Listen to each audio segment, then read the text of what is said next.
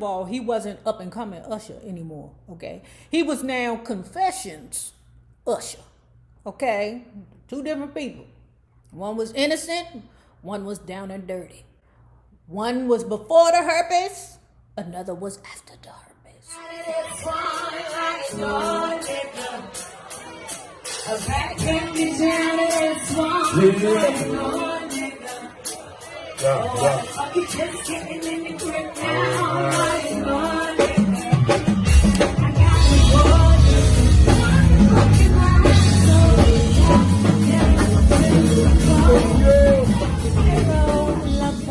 Hello, Bellas. If you have not already done so, please remember to like, share, and subscribe because it is so important to my success here on the YouTube. And if you are not already a member of our Bella Book Club, please hit the Patreon link below, and for a small $5 fee, you can be privy to all the shenanigans before YouTube gets it, if YouTube gets it. Now, let's talk about the final part of Karrine Steffans' Confessions of a Video Vixen. But anyway, where we left off, she was talking about how she was moving on from her old and past experiences to new experiences. Meaning, okay, I'm not doing these pickles no more because I'm finna talk about them in my book, to this pickle right here. Okay, now he an old friend, but he finna be a new friend again, and it is Usher. In November 2004, she was dining with an acquaintance, okay? Now, they had finished their dinner and they was walking out the door, okay? Now, Karrine, I guess, was stepping a little further or further ahead than her acquaintance, right? The acquaintance was back there talking to somebody, okay? And while she right here, she's sitting there, she waiting. But while she is waiting, you know, a dude walks up to her and say, "Hi, my name is Keith. I work for Usher. Usher wants to speak to you." So she went back into the hotel, all right, or the dining area of the hotel. I think it was the W, she said. Ooh, the W. Ooh, yes, the W. But anyway, she went back into the hotel, to the VIP area of the dining area. She spoke with Usher briefly and exchanged numbers with him. Now, she didn't talk too long because whoever that acquaintance was looking at her like, "Bitch, what is you doing? I just spent all this daggone money feeding your bony ass, okay? Get your ass round here, girl." So what she said was that she told Usher to call her the next day, and that he did. Now, she goes on to talk about how she initially met Usher. It was in the same restaurant, okay, or the same hotel restaurant area, okay? She had crossed paths with him. Usher say, "Where you going?" Karrine hot pussy ass says, "With you." And it was on and popping since then. That's a good pickup line. That's a good pickup. Did I ever use that line? Because y'all know in my head, I be pimping. Okay, them L0vers, you better watch us. She said her and Usher, when they met initially, they had spent several months together in Los Angeles, right? And she said what she enjoyed the most about their relationship was that they would spend all day in bed laughing and talking and eating Subway sandwiches. That's it, girl. That's it. That nigga right there, Usher, that's all he do. I mean, didn't Papa do that to her? Just only, keep her confined to the hotel. Her relationships are confined to whatever hotel that the rendezvous is going in. Bitch, I ain't taking you out in public, bitch. Okay? I ain't taking you out in public. I think the only people that was going out in public with her was the squares or the people who openly accepted her as, the Murder Inc. prostitute. She said at that time, he was working on his album 8701. She said they made love every chance they got because, that voice was turning her on. Y'all, I ain't gonna lie. That goddamn falsetto, ooh, it do something to me, child. I don't give a heck if the guy is gay or straight. I don't know, trans. I don't give a fuck. But it is something about a man in a falsetto. Today I'm just a lonely man, but tomorrow I'll be a king. Blessing all my subjects That right there, that's cameo. I don't know what the dude looked like. Okay, he might be dead right now. But that goddamn false. That's your girl. Ooh. She said that he was very caring, loving, and attentive. He was always asking her, was she okay? And if she needed anything. Yeah, that's what L0vers do. We're very caring and nurturing and loving. Trust me, I asked my wife, does she need something at least 28 times a day? Okay, my little sister got so goddamn irritated with it. She told me, Nene, just go to bed. She said that when he was in Los Angeles, he frequently kept in contact with her via telephone or two-way pages. Child, I forgot about them. What was a two-way pager again? Was it a beeper that you could put words on? Was a two-way pager like a text machine? Back in the day, y'all, I never had one. But was it like texting? She said that they stayed in constant touch. She said she was falling for him, you know. But what ended up happening was their relationship stopped. If you want to call it a relationship, girl, go for it. But anyway, she said their relationship grew apart once Usher fell in love with Chili from TLC. In the 2 years that Chili and Usher were madly in love, she said that she lost touch. After reuniting with him in 2004, Usher and I began to see each other once again, okay? I instantly saw a change in him and in the dynamics of our relationship. Well, first of all, he wasn't up and coming Usher anymore, okay? He was now Confessions Usher, okay? Two different people. One was innocent, one was down and dirty. One was before the herpes, another was after the herpes. She said she was drawn in by his soft and tender and sweet, charismatic words. Child, you better watch us. I'm telling you, you better watch us, Libras. We danger. But she said she would be drawn in by all the sweetness of the man, only to be turned away by his coldness. Let's get into the example that she gave in the book as to why she says that Usher was lunching, okay? She said that one time Usher's manager, and his little brother was downstairs in the hotel having drinks, okay? She said she was turned on by his swag, so they ventured upstairs back to his room, okay?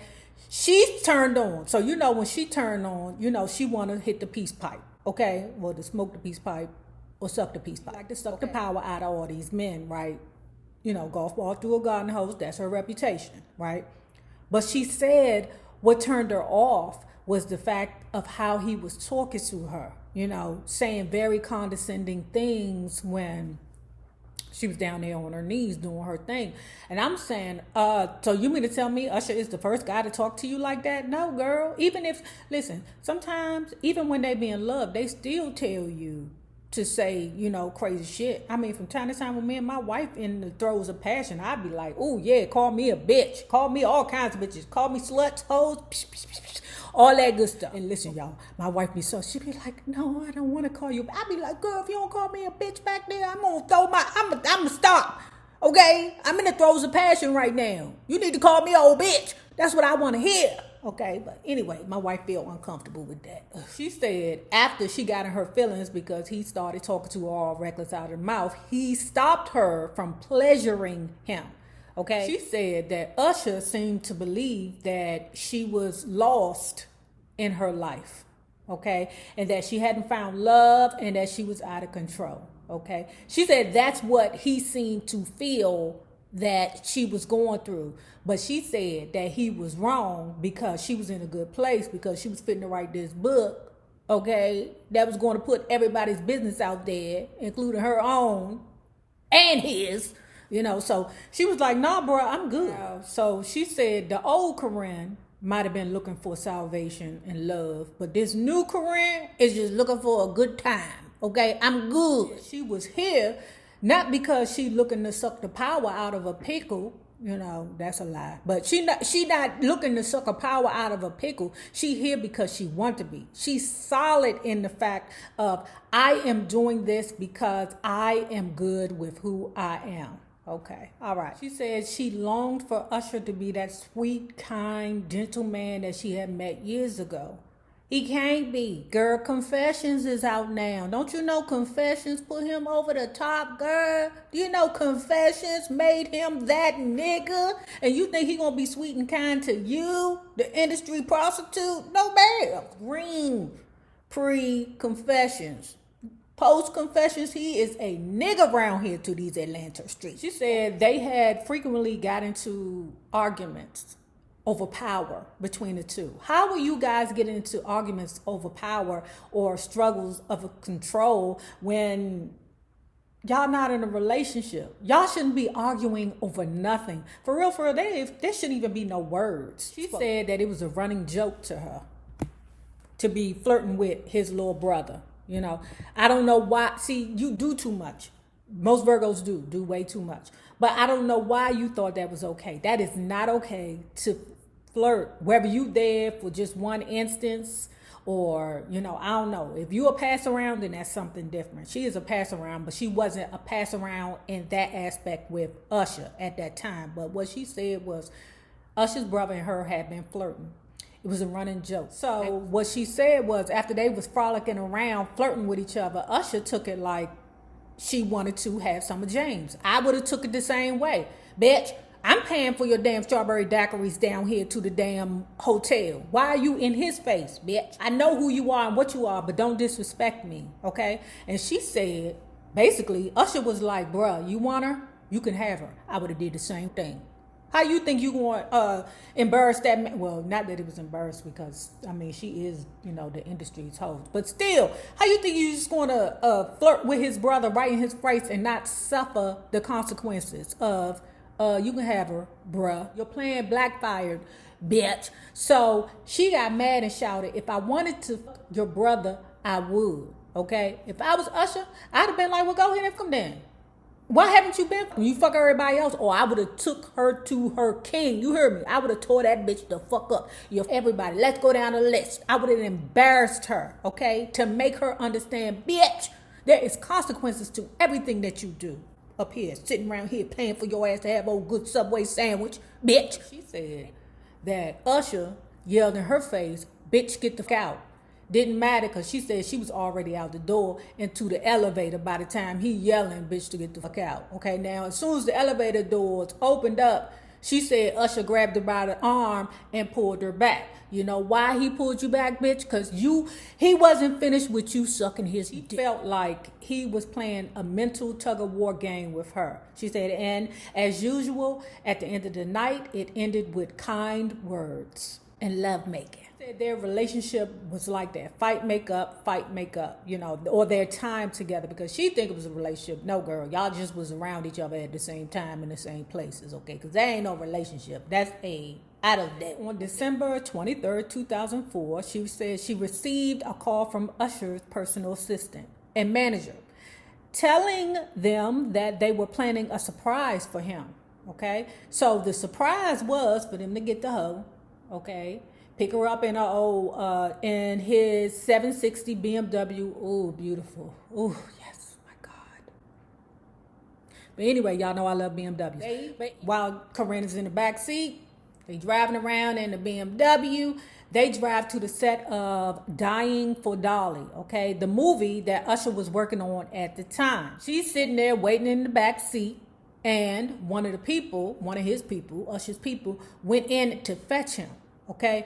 Usher came out. What is it? Surprise, surprise. It's naked Karrine in the backseat in a robe. She said, as Usher piled into the back seat, she said his eyes widened, okay, because of her naked body.